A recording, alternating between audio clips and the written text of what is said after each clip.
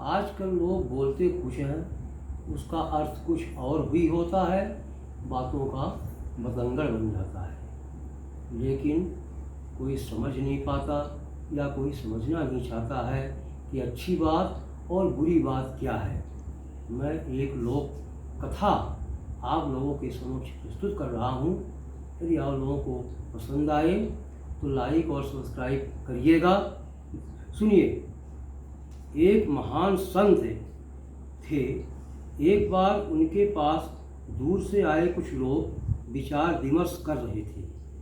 विमर्श में यह प्रश्न उठा कि अक्लमंद की सही पहचान क्या है। यह सुनकर सभी सोच में पड़ गए और अपनी अपनी तरह से जवाब देने लगे। किसी ने कहा, जो सोच समझ कर बोले वह अक्लमंद है। इस पर संत बोले, अपनी समझ के अनुसार तो हर व्यक्ति सोच समझ कर ही बोलना चाहता है, मगर ऐसा हमेशा नहीं होता। ऐसे में उन सभी को अक्लमंद नहीं कहा जा सकता।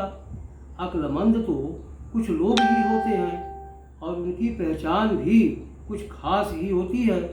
संत का यह जवाब सुनकर सभी गहरे सोच में पड़ गए।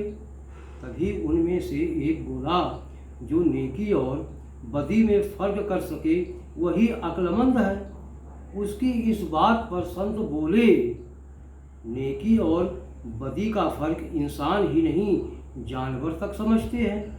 तभी तो जो उनकी सेवा करते हैं वे उन्हें ना काटते हैं और ना ही नुकसान पहुंचाते हैं। यह सुनकर सभी की बोलती बंद हो गई। इस पर एक व्यक्ति बोला, हुजूर, अब आप ही अक्लमंद व्यक्ति की पहचान बताइए।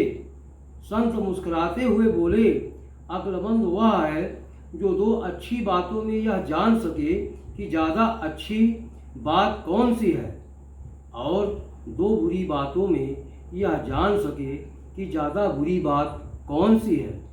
अच्छी व बुरी बातों में पहचान करने के बाद यदि उसे अच्छी बात बोलनी हो तो वह बोले जो ज़्यादा अच्छी हो।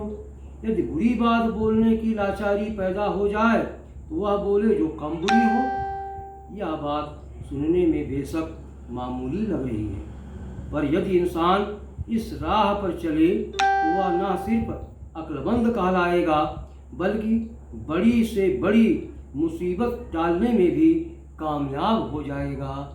जय हिंद, जय भारत।